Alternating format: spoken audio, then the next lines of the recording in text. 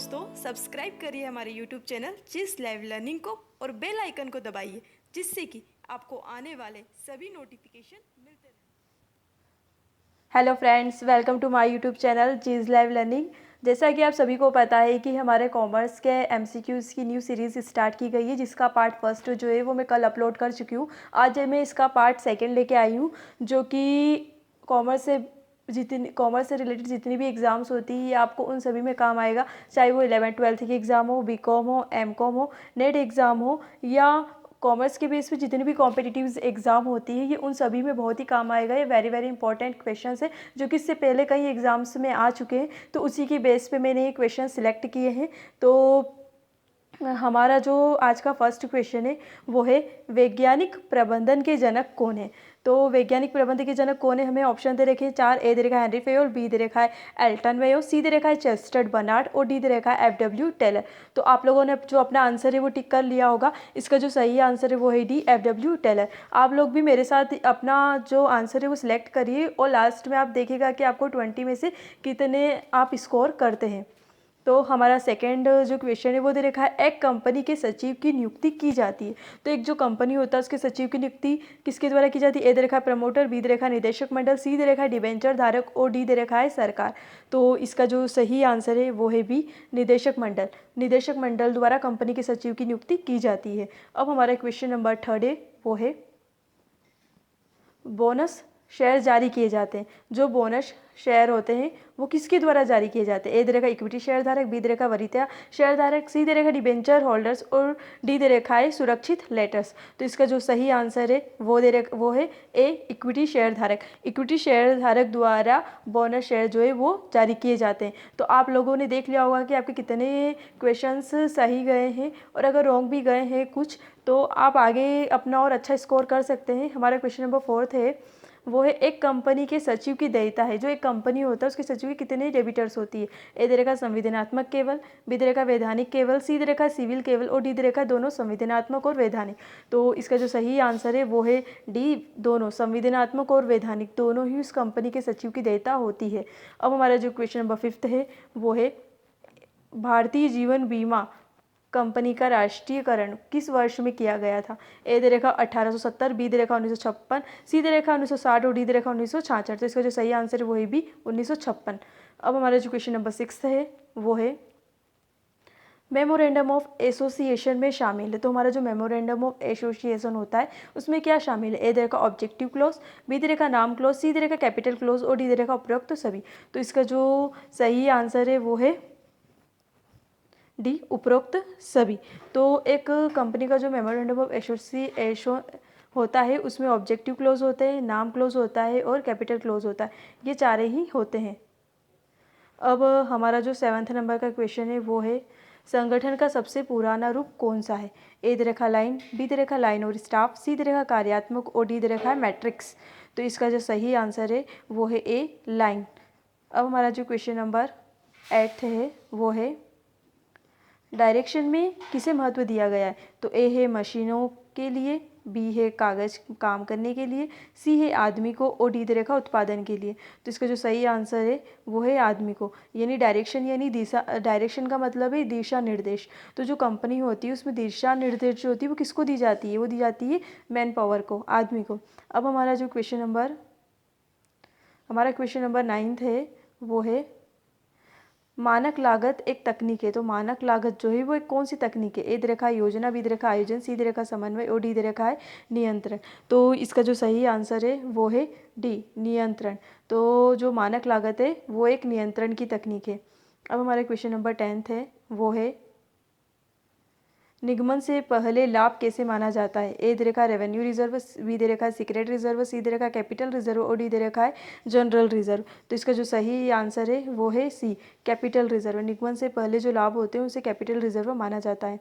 अब हमारा question number 11 है वो है, हेनरी फेयल को जाना जाता है। ए वैज्ञानिक प्रबंधन, बी दे रखा है युक्तिकरण, सी दे रखा है औद्योगिक मनोवैज्ञानिक और डी दे रखा है प्रबंधन के सिद्धांत। तो इसका जो सही आंसर है वो है प्रबंधन के सिद्धांत। हेनरी फेयल जो है उन्हें प्रबंधन के सिद्धांत का जनक माना जाता है। अब हमारा क्वेश्चन नंबर 12 है वो है, कमान की एकता एक से अधिक नहीं होने का मतलब है। कमान की एकता से मतलब होता है कि जो कमांड है वो किसी एक ही व्यक्ति के हाथ में होनी चाहिए। हमारी कंपनी की जो कमांड है वो किसी एक व्यक्ति के हाथ में होनी चाहिए। एक व्यक्ति यानी जो मैनेजर होता है वही हमारे कंपनी में जितने भी एम्प्लॉयज़ होते हैं उनको डायरेक्शन देता है, उन्हें काम बताता है। तो इसका हमें ऑप्शन दे रखा है ए, बी दे रखा है मित्र, सी दे रखा है बॉस और डी दे रखा है यूनिट। तो इसका जो सही आंसर है वो है बॉस। बॉस के हाथ में ही कंपनी की कमांड होनी चाहिए। क्वेश्चन नंबर 13 है हमारा। क्वेश्चन नंबर 13 है, एक्स और वाई मोटिवेशन के सिद्धांत को प्रतिपादित किया गया है। ए दे रखा है मैक्स ग्रेगर द्वारा, बी दे रखा है मास्लो द्वारा, सी दे रखा है ओची द्वारा और डी दे रखा है हर्जबर्ग द्वारा। तो इसका जो सही आंसर है वो है ए, मैक्स ग्रेगर द्वारा ही एक्स वाई के मोटिवेशन के सिद्धांत का प्रतिपादन किया गया है। अब हमारा जो क्वेश्चन नंबर 14 है वो है, समन्वय में निम्नलिखित विशेषताएं होनी चाहिए। समन्वय किसे कहते हैं कि हमारी जो कंपनी है उसमें जितने भी एम्प्लॉयज़ काम करते हैं उन सबके बीच में आपस में अच्छा समन्वय होना चाहिए, जिससे कि कंपनी का सारा काम अच्छे से हो सके। तो ए दे रखा है निरंतर, बी दे रखा है कार्यक्षेत्र संगठन, सी दे रखा है क्षैतिज संगठन और डी दे रखा है उपरोक्त सभी। तो इसका जो सही आंसर है वो है डी, उपरोक्त सभी। यानी जो समन्वय की निरंतरता, कार्यक्षेत्र संगठन और क्षैतिज संबंधी ये सारी ही उसकी विशेषता होती है। अब हमारा जो क्वेश्चन नंबर 15 है वो है, निम्नलिखित में से कौन सा संचार में अवरोध नहीं है। ए दे रखा है शोर, बी दे रखा है स्नेह, सी दे रखा है भय और अविश्वास, डी दे रखा है धारणा। तो इसका जो सही आंसर है, इसमें दे रखा है कि जो हमारी संचार होती है उसमें ऐसी कौन सी चीज़ें जो अवरोध नहीं है, तो वो है धारणा। धारणा जो होती है वो संचार में दिक्कत नहीं देती, बाकी एक बहुत ज़्यादा शोर होना, स्नेह, भय और अविश्वास, ये सारी चीज़ें जो होती है हमारे संचार में अवरोध डालती है। हमारा क्वेश्चन नंबर 16 है, एक कंपनी अपने जब्त किए गए शेयरों की फिर से जारी कर सकती है। तो एक कंपनी जो मार्केट में अपने शेयर निर्गमित करती है और फिर जब उसको उसके शेयर के पैसे सही तरीके से नहीं मिलते हैं या जो मिलने चाहिए, तो उसकी जो शेयर की जितनी भी अलॉटमेंट्स वगैरह होते हैं वो अगर सही तरीके से नहीं मिलते तो कंपनी अपने शेयर जब्त कर लेती है। तो उसे अगर वापस मार्केट में अपने शेयरों को जारी करना चाहती है तो वो कैसे कर सकती है। ए, प्रीमियम पर, बी दे रखा अंकित मूल्य पर, सी दे रखा छूट पर और डी दे रखा उपरोक्त सभी। तो इसका जो सही आंसर है वो है उपरोक्त सभी। वो कंपनी अपने शेयरों को वापस प्रीमियम पर भी दे सकती है, डिस्काउंट पर भी दे सकती है और जो उसकी प्राइस है उस पर भी निर्गमित कर सकती है। अब हमारा क्वेश्चन नंबर 17 है वो है, निम्नलिखित में से कौन पूंजी व्यय का एक उदाहरण, जो हमारे पूंजीगत व्यय होते हैं उसका उदाहरण कौन सा है।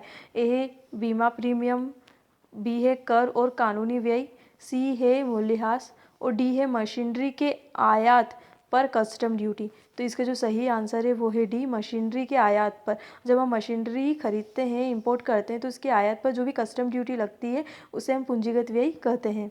हमारे क्वेश्चन नंबर 18 है वो है, एक कंपनी के सभी कार्यों को करने के लिए बॉडी कॉरपोरेट कब सक्षम होता है। तो जो हमारी बॉडी कॉरपोरेट होती है वो कब सक्षम होता है। तो इसमें हमें 4 ऑप्शन दे रखे। ए दे रखा है एसोसिएशन के मेमोरेंडम को अंतिम रूप देने पर, बी दे रखा है व्यवसाय शुरू करने का प्रमाण पत्र प्राप्त करने पर, सी है निगमन का प्रमाण पत्र प्राप्त करने पर और डी है इसकी पहले वार्षिक आम बैठक बुलाई गई हो। तो इसका जो सही आंसर है वो है सी, निगमन का प्रमाण पत्र प्राप्त करने पर।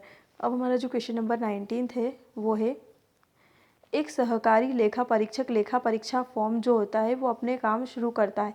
ए दे रखा खाता पुस्तक में, बी है भुगतान पुस्तक में, सी है रोकड़ बही पर या इनमें से ऊपर जो भी दे रखे उसमें से कोई भी नहीं। तो इसका जो सही आंसर है वो है, इसका जो सही आंसर है वो है सी, रोकड़ बही। रोकड़ बही पर काम स्टार्ट करता है। अब हमारा जो क्वेश्चन नंबर 20 है वो है, अनुसंधान और विकास के लिए लेखांकन 10 है। तो अनुसंधान और विकास के लिए जो लेखांकन 10 है वो इन सब में से कौन सा है। तो हमें 4 ऑप्शन दे रखे हैं। ए है SS7, बी दे रखा है S8, सी दे रखा है S9 और डी दे रखा है S10। तो इसका जो सही आंसर है वो है बी, S8। जैसा कि मैं आज आप लोगों के लिए कॉमर्स के MCQs के टोटल 20 क्वेश्चंस लेकर आई हूँ। तो आप लोगों ने देखा होगा आप लोगों के इसमें से कितने क्वेश्चंस थे जो राइट गए हैं, और अगर आप लोगों ने कितना स्कोर किया आप कमेंट्स करके बताइएगा। और आपको इसी तरह और भी अगर MCQs चाहिए तो आप मुझे कमेंट्स करके बताइएगा ताकि मैं इसके आगे और भी पार्ट्स लेकर आ सकूँ। Thank you for watching this video.